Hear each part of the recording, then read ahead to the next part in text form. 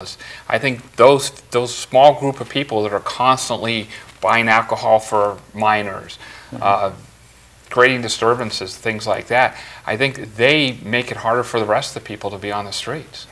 And that's something we need to deal with. The other issue that we really haven't talked about is the issue of mental illness. Sure. It's a big issue in the homeless community, and once again, in this perfect case scenario, we really need significantly more mental health resources in this community, because that's probably one of our major drawbacks.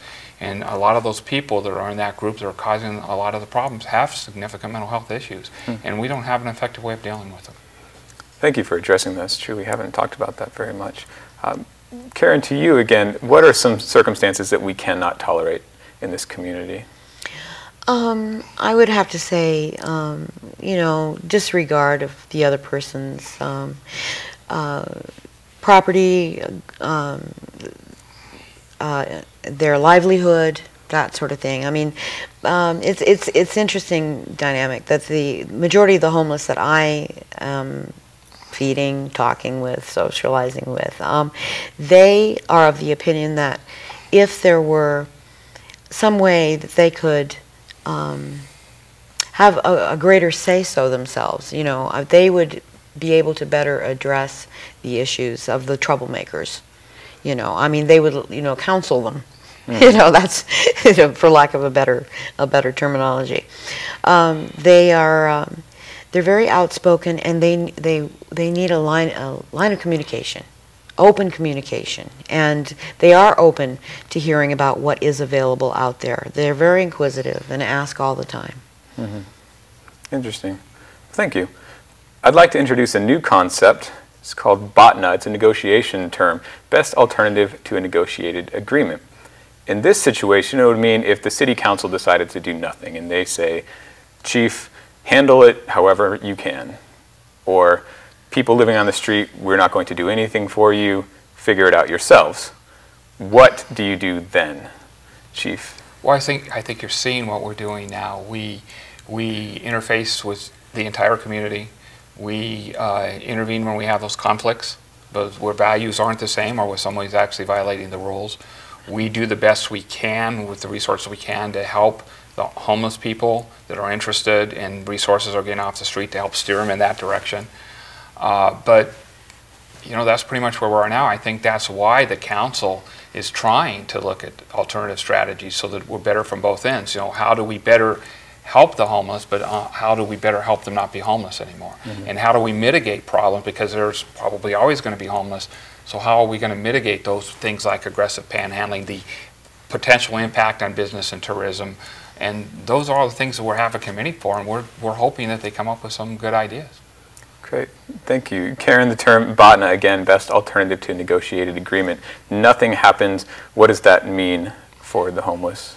It would be really tragic, actually, because when you travel solo or sometimes in pairs, you don't organize when you get to your destination. That's not the first thing at the top of your list. It's I'm really encourage a handout sheet of some sort with a list of the services that are available to a person who comes into town and says, okay, now what do I do? How do I seek out service, and how do I not violate rules? What is available? How can I be of service to the community?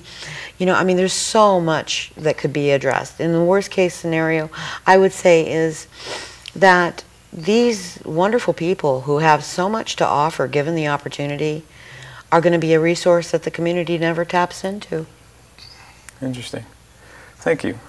Now that we've talked over some solutions, we have some more drawings from our 5th graders on what they thought good solutions would be. I think about how there's so many homeless people, and normally they're not just older people who can try to take care of themselves. Young teenagers like this, in my picture, they were like 16 or 15, and they were on the streets, didn't have anyone to take care of them, and I thought, well, that person was very generous. He saw them and thought, well, what if that was me? And he helped them, and I thought that if everyone could do that, it would be the best place to live. this one who felt like there's housing. You address this in your article, Karen, of there's space to live in. There are garages to occupy when it's freezing cold outside. So in his, everyone has a welcome mat, and everyone has hello. And I mean, to him, even the cat or the rat or whoever had pizza to eat. There's food around, stuff for people to get.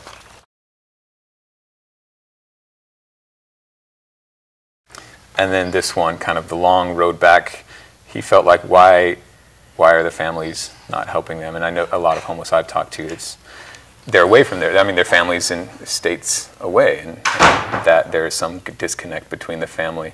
If there's some way to mend that, and they could, it might be a long road, but if they could go back home and get the help they needed from there, it would solve the problem. So we've seen we have the ideals that we'd like to try to achieve, but then we also have the worst case that we just cannot accept. And we've discussed the BOTNA, what we might have to learn to tolerate, and what that would mean for us as a community. But I think regardless of the solution we come up with, we can agree that whether or not you have experience on the street or you're wearing a badge, that there's commonalities that we can understand what each other as human beings are going through, and at least that's a start to solving the problem. Absolutely. Yeah. Thank you very much for being here. Karen? Thank you. Thank you. Appreciate it. Chief, thank you again. Terry, thank you.